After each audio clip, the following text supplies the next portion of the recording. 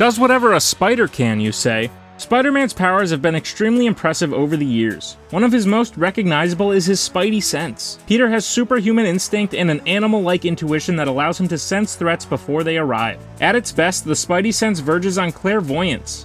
One would think this could make a character invincible. However, throughout the years, several villains have found a way to deceive, dodge, or even outright defeat one of Peter's greatest weapons. Let's get into which ones right now.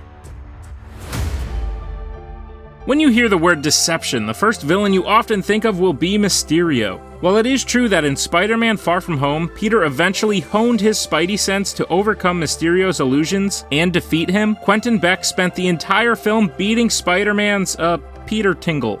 First, he convinced Peter that he was from an alternate universe, and gained his trust. He then tricked him into handing over a $1 billion piece of weaponry, and tricked him again into thinking he was Nick Fury and giving up valuable information. The fact is that while Mysterio was ultimately defeated, he mastered the art of beating the superhuman spider senses over and over again. His friendly nature never raised any red flags, and his special effects team and technology created illusions so believable that he had Peter eating out of the palm of his hand.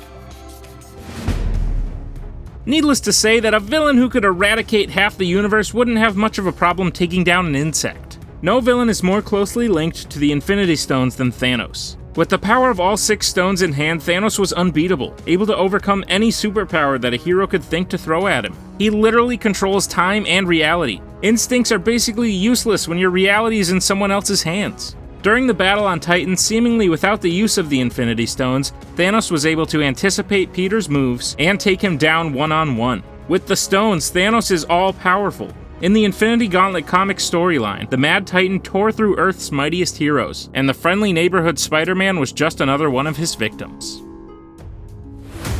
One way to beat Peter's near-future telling abilities is to match it. The basic definition of Taskmaster's powers is that he has a perfected spidey sense. He can perfectly copy any opponent's fighting style, and has some of the greatest anticipation and reflexes in the Marvel Universe. In the storyline called Hunted, a very popular Marvel villain hired Taskmaster to help him round up all of the animal-based characters in New York, with Spider-Man being the ultimate prize. Taskmaster is able to defeat the wall crawler on a couple of occasions, and each time it is because of his great gifts of precognitive reflexes that are one of the few that can outmatch your friendly neighborhood Spider-Man. Electro has a lot of potential as a villain in terms of his powers. He is one of Spider-Man's oldest foes, and has been one of his greatest enemies. His powers of electricity manipulation go far beyond being able to shoot lightning bolts out of his hands, and wear a funny yellow zigzag star on his face. There is a moment where Electro was able to disrupt the brainwaves within Spider-Man to make him bend to his will. A fully powered Electro essentially has a small amount of mind control. No spider sense can overcome that. Granted, the Electro we have seen in glorious blue form would have a long way to go to reach that level of power, but with his likely return in No Way Home, well, he still probably won't be able to do that, but a guy can dream, can't he? Doctor Doom is one of the most notorious Marvel villains ever to exist. It is likely that if one has to go back in the comics, you could find an instant of Doctor Doom defeating every Marvel hero one way or another. Our friendly neighborhood Spider-Man is certainly no exception. In a comic issue, Spider-Man was hunting a thief named the Black Fox. Unknowingly, the thief stole from the Latverian leader himself, which found both the Black Fox and Spider-Man in Doom's clutches.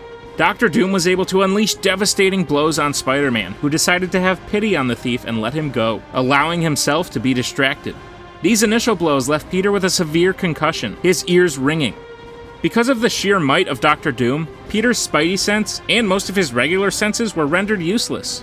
The only way Peter escaped was to strike a deal that he would find the Black Fox and get back what he stole, barely allowing the wall crawler to skate by an overpowered villain.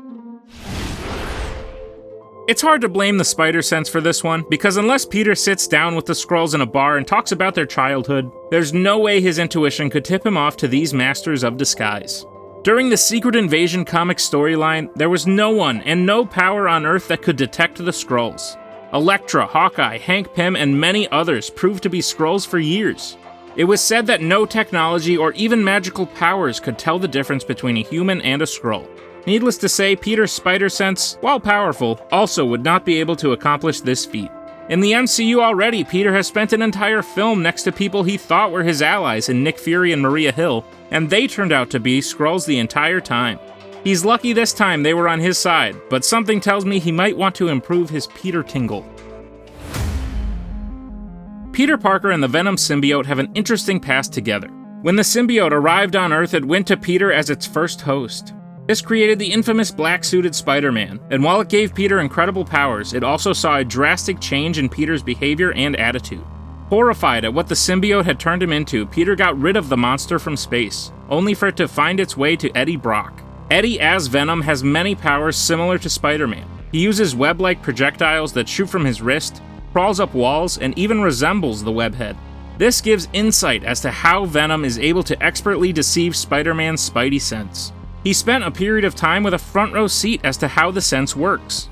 He has been literally inside of Peter's head and knows how he thinks. From here, the Venom symbiote is able to anticipate what Peter is likely expecting. With this knowledge, Venom is able to make unexpected moves like kidnapping Mary Jane, or even recruiting the Sandman to take on Spider-Man together. It makes Venom an intimate nemesis, with a working knowledge of Peter's mind. Peter's spider sense basically allows him to go through probable outcomes within an instant. Then, in the time it takes you to blink your eye, Peter's sense chooses the most likely outcome and reacts. But what happens when a villain is so wildly unpredictable that choosing the most likely outcome would not lead you to what is about to happen? This is how the Green Goblin is time and time again able to beat the spidey sense. The serum that has twisted Norman Osborn's mind has made him an unpredictable psychopath. It is why over and over again Norman is able to outwit the web crawler for a time. His unpredictable nature allowed him to lure Peter into a burning building, as well as share a Thanksgiving dinner with him, all while Peter was none the wiser. While in the comics their battle has lasted decades, Sam Raimi saw that Peter's spider sense was eventually able to figure the Green Maniac out.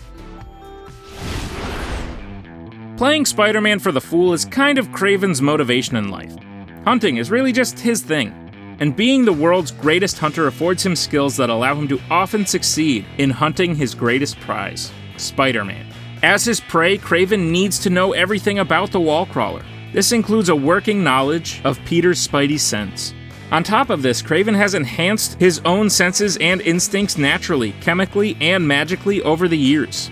Unlike traditional hunters, he often forgoes weapons and fights large beasts with his bare hands. His superhuman senses surpass the spider sense of Peter Parker, to the point where Kraven was finally able to defeat him during his last hunt before his eventual demise. That's Liv to her friends. An alternate universe version of the classic Spider-Man villain Doc Ock showed that while she may not appear threatening at first, that is certainly not the case.